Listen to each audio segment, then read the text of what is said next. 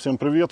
Вообще после Хавала моего, да и второго поколения, предыдущий, который был, и третьего поколения, который сейчас, тяжело меня, в общем-то, заинтересовать каким-то из кроссоверов. Попался вот мне на эксплуатацию Ford Kuga 2 рестайлинг, да. Если что, подправьте, потому что информации, такой информации, как я, например, интересовался китайскими авто, об этом я не интересовался, так поверхностно кое-что знаю. Чем заинтересовал меня этот кроссовер? Во-первых, это своим расходом. То есть заезжаешь на заправку, заправляешь полный бак 60 литров, и на компьютере, на бортовом у тебя выдает показания запаса хода 1000, а то и больше километров. По сути, по городу расход средний 6 литров дизеля. По трассе при спокойном режиме можно, я думаю, 4,5-5 литров получить расход по трассе. Пишите свои комментарии по этому поводу. В нашем случае Kuga с двигателем 1,5 литра турбо. Сейчас найдем, где открывается капот. 1,5 литра турбо, дизель, 120 лошадей. Так, где здесь у Форда? 120 лошадей и... Так. Вот здесь надо что-то проклеивать, потому что капот обдирается. 120 лошадей и, что очень интересно, 300 ньютон-метра крутящего момента. Очень резвый, очень классный дизель, экономный. То есть, наверное, тот идеальный вариант для нынешнего времени, и для будущего, потому что топливо дешево стоить не будет на заправках. А вот именно тот автомобиль с хорошим запасом хода, когда ты заправляешь полный бак и проезжаешь около 1000 километров, это просто супер. И дальше, чем он меня заинтересовал, когда я сел в салон, ощущать руль начал в езде. То есть я понял, что это реально классное авто. Что меня заинтересовало и на что я обратил внимание после китайцев, это вот эти все моменты, которые учитывают китайцы, как я вам говорил, для людей автомобили делают, обращают на мелочи внимание. Также, в общем-то, и в этом автомобиле. Подходя к автомобилю, видим мы накладку перед багажником, погрузочная плоскость, где в основном грузишь и грузом зацепляешь. Смотрите, в матовом исполнении, то есть, так сказать, в антивандальном. Если что-то будешь грузить, будет оно царапаться, но оно не так будет выглядеть, как на краске, если бы это была крашеная деталь. Это же специально сделано, с учетом того, что вы будете что-то грузить. Смотрите, шторка. Просто берешь, ударяешь, и вот такие полозья, все продумано. Не просто шторка висит, как тряпка, болтается там себе, своей жизнью живет. А все именно сделано для этого. Ты просто берешь, тянешь, не нужно попадать куда-то, что-то, промахнулся, там заклинило, поцарапал пластик. А здесь вот, раз, и зафиксировано все. Ударил, оно расфиксировалось и сложилось. И также шторка складывается, убирается. Смотрите, здесь даже есть такая шторка, дополнение к шторке, чтобы не было, в случае чего, говорят, там щель между сиденьями и шторкой. Вот тут можно закрывать, я так понимаю, что-то продумано. Вот. Также до мелочей. Смотрите, даже обратил внимание, вот такая имеется сетка в случае заводского, когда покупаешь автомобиль. Она идет без тонировки, не тонированные стекла. И специально вот эта сетка сделана для того, чтобы когда крышка багажника была закрыта, плюс закрыта шторка, эта сетка перекрывает доступ солнечных лучей в багажник. То есть бутылки тут лежащие с водой, все будет закрыто от солнца, не будет нагреваться. С пивом. Или с пивом, кому что. И не будет взрываться, в случае чего, или же ваше пиво испаряться. То есть вот такие мелочи, все продумано, и смотришь, думал, только китайцы этим занимаются, вот этим как для клиента, все, что обращал внимание. Но нифига, смотрите, карпетом боковины обшиты. Хоть оно и собирает, конечно, вот тут со временем пыль, но я вам скажу, использовал в Хавалах не обшито карпетом, в F7 обшито, а вот в H6 H6 2-3 поколения, не обшита карпетом. И да, там пыль меньше собирается, меньше прилипает мусора, но в случае чего каком-то пластик очень царапается, и царапины видны сразу. Карпет, ну, мне кажется, и придает шумку, не так слышно. Из багажника шум улицы, шум автомобиля, шум колес. Ну и комфорт вызывает какой-то, теплая такая себе изоляция. Здесь вот, смотрите, даже вот есть розетка 12 вольт. То есть прикуриватель. Можете вставить сюда разветвитель на USB, заряжать в багажнике гаджеты. С лампочкой что-то произошло, не знаю, наверное, уже менять надо. Ну, подсветка в багажнике есть, крючки. То есть и такое все пластик добротный, в общем-то. Вот хозяин пользуется, висит трос. Очень удобно. Здесь разные такие вот элементы крепления чего-то, резинки какие-то тоже можешь прикрепить. Ну, то есть все продумано. Здесь с завода не голый металл, а идет такая вот, не знаю, как ее назвать, мягкая, ну, такая она. Как резина. Как резина, шума, гидро, наверное, изоляция какая-то вот шума поглощающая также. Докатка, органайзер, хоть и не глубокий, но какие-то отвертки можно собрать, все это сложить, уложить здесь под крышкой. И посмотрите, крышка. Не просто там, как у других производителей, тяп-ляп, просто в кусок фанеры или же бумаги, вообще картона кинули, и лишь бы было прикрыто. Здесь крышка, хороший груз может выдержать, наверное, я думаю, что до 100 килограмм. И смотрите, есть вариант там ее поднять. Ну, я сейчас сиденья не буду складывать. И сделать ровный пол. Когда спинки сидений складываем, получается, ты можешь ложиться, ну и спать. Не будет тебе ничего давить в спину. В нашем случае вариант без приводов. Есть возможность электроприводы на багажник. Ну, это в комплектациях там в каких-то идет. Я не интересовался, наверное, в более топовых. Получить электропривод также на крышку багажника. По багажнику, что я скажу, соответствует он размеру автомобиля. В H6 3-го поколения, понятно, багажник больше. В нашем случае багажник меньше, но он соответствует именно размеру автомобиля. Это среднеразмерный кроссовер. Есть кроссоверы большего размера, есть кроссоверы меньшего размера. Наша Куга выпуска 2018 года, 2018 года. И, в общем-то, салон также не вызывает какого-то отвращения. Понятно, все познается в сравнении. После Хавала своего, ну, у меня авто 2021 года, то там, конечно, более современный. Ну, китайцы есть китайцы, они сейчас впереди планеты всей, поэтому сравнивать как бы нет смысла. Но по качеству материалов, отделка, даже тот же пластик, смотрите, здесь уже идет мягкий верх. Здесь пластик хоть и жесткий, но не такой, он не вызывает отвращения. Чувствуешь ты, что он качественный. Вот даже на доступ, то есть на соприкосновение руки, никакого отвращения нету.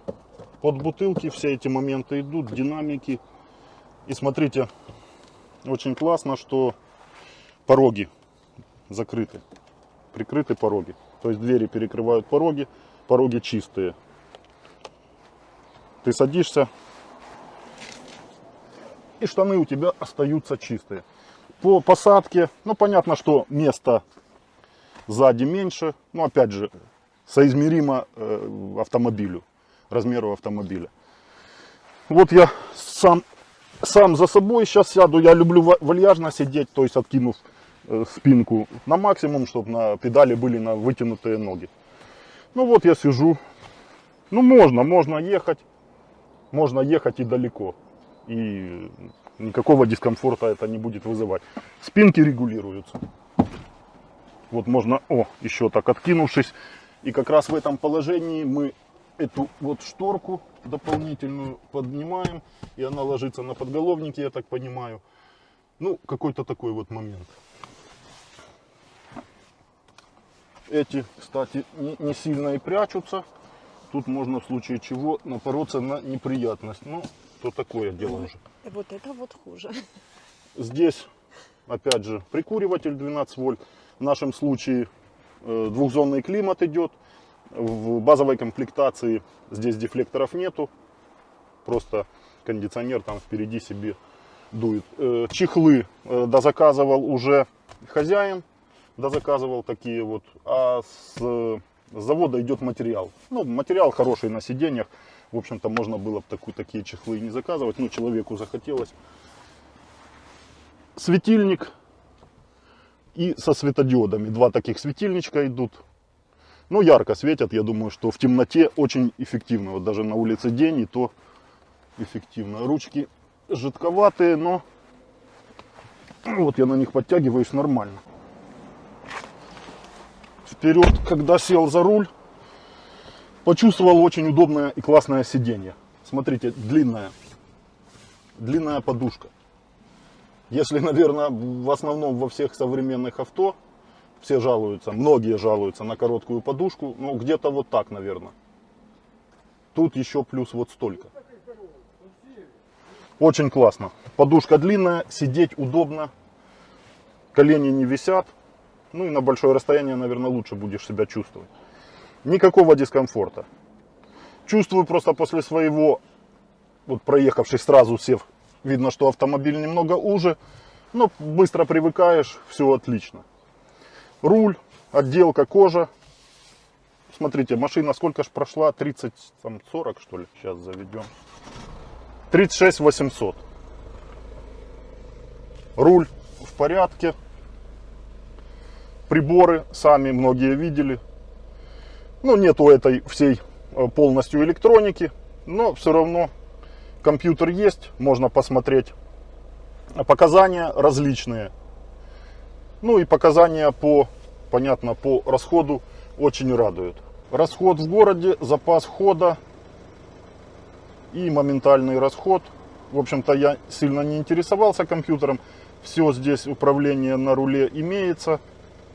Мультируль, магнитолой управление компьютером, круиз-контроль, лепестки подрулевые.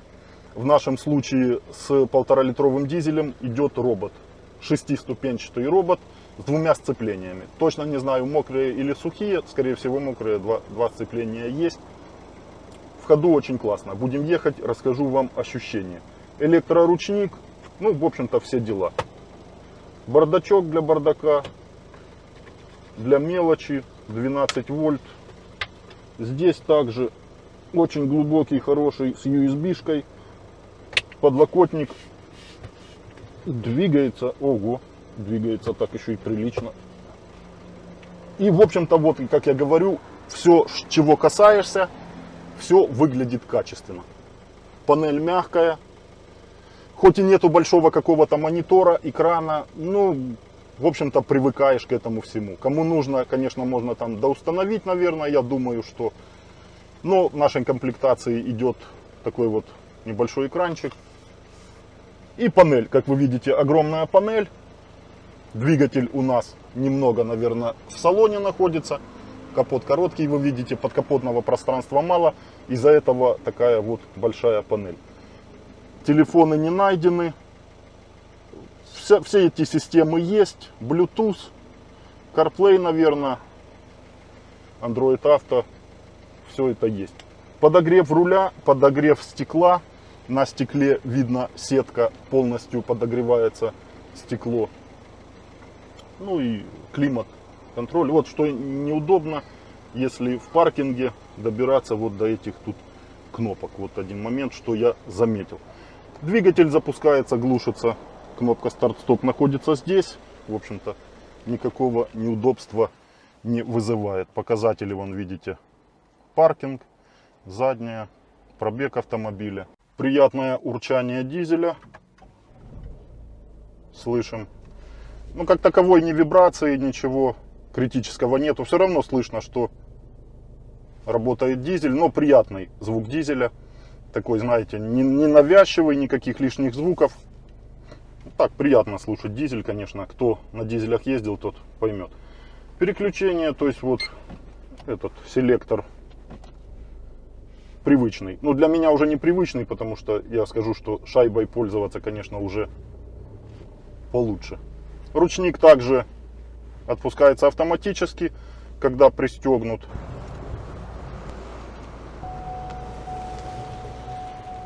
Чего не хватает? Камер. Реально камер не хватает, когда ты к ним привык.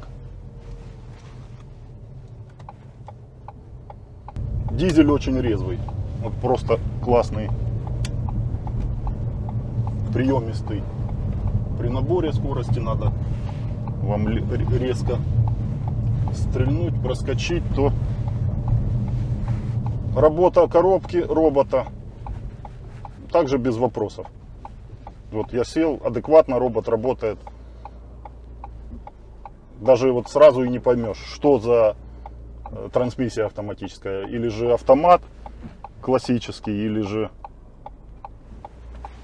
же роботизированная. Ну вот, сейчас. Там еще и полиция. А хотелось бы стрельнуть, конечно. Набирает очень классно. Сейчас, может, за Шкодой вот пойдем. Тоже не хочет.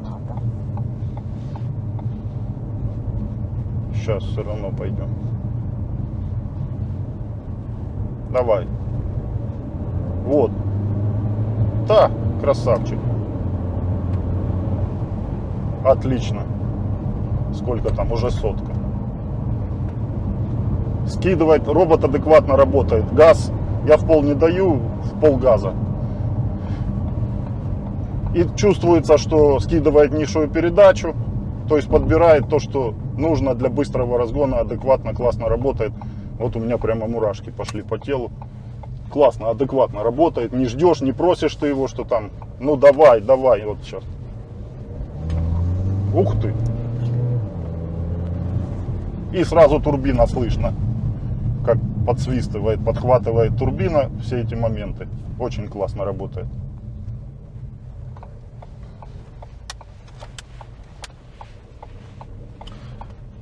Как говорится, успевай руля держать, хватать и следить за дорогой, а двигатель и коробка все за тебя сделают. По рулю, кстати, вот машина как идет, очень комфортно. Мягче, скажу, чем Хавал. Не знаю насчет валкости. Ну да, есть моменты, где-то в поворот резко, наверное, заложить, как говорится, не получится. Но это кроссовер, высокий автомобиль с хорошим дорожным просветом, наверное, до 20, где-то 19 сантиметров. И с хорошей комфортной подвеской. Сзади многорычажка, впереди Макферсон. Все, что нужно, настроена классно подвеска для комфортного передвижения по дорогам. Вот ямы, все эти моменты он проглатывает. Мягче работает, вот мне больше нравится, чем даже на Хавале. На Хавале иногда хочется приспустить колеса, чтобы он мягче шел.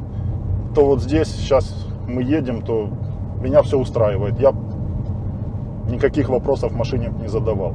Ну и, конечно, что самое главное в этом авто, это расход. Дизеля, правда, нету на заправках. Сейчас. Но если ты заправил полный бак, то ты уже едешь и не обращаешь внимания на заправки.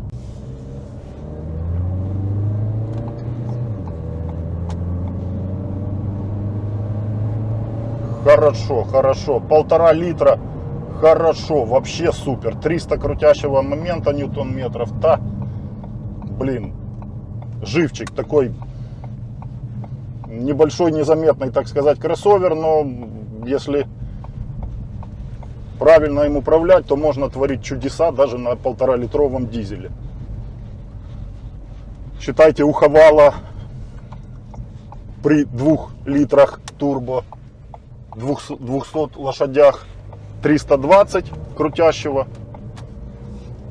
ньютон-метров, то здесь 1,5 литра турбо, 120 лошадей и 300 крутящего момента ньютон-метров.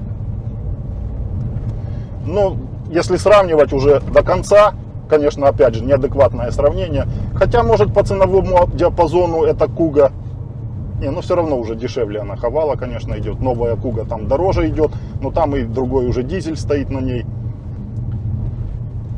То Хавал, конечно, резвее, ну как бы интереснее в езде. Там, если в ходу на 100 км в час ты тапку в пол даешь, то он стреляет, ну, резвее идет на набор, чем тут. Но расход. Ну вот, по нашим дорогам теперешним, которые сейчас есть, адекватно, классно подвеска отрабатывает. Авто очень комфортно идет. Никаких шумов посторонних, ни грюков, ни стуков, ни скрипов не слышу. Очень классно, авто такое собранное. По посадке очень классно, что сидишь высоко, нету вот этого перед тобой капота кразовского. Видишь все. Ну, видно. Что? Ну, видно нормально, но в Хавале мне больше понравилось. В Хавале есть камеры, и если я сомневаюсь, тут надо мне прям так присматриваться, оно вниз идет уклон. В Хавале удобно, что можно включить и так раз потихонечку, очень удобно было смотреть. Сидишь высоко, ну как, наверное, в микроавтобусе, ну как в кроссовере, вот кто может микроавтобус эксплуатирует, смотрит, то вот такая вот посадка, как в бусике, высокая. Тормоза адекватные, вот даже я не привыкаю. Как у современного, наверное, авто примерно они все одинаковые. С Хавала вот прыгнул в эту, и то есть долго привыкать не приходится. К чему нужно было привыкать, так это вот к вот этому селектору. Сразу смотришь, тут куча всего, там в Хавале или сюда, все. Здесь вот надо тыр-тыр-тыр-пыр, вот эти моменты.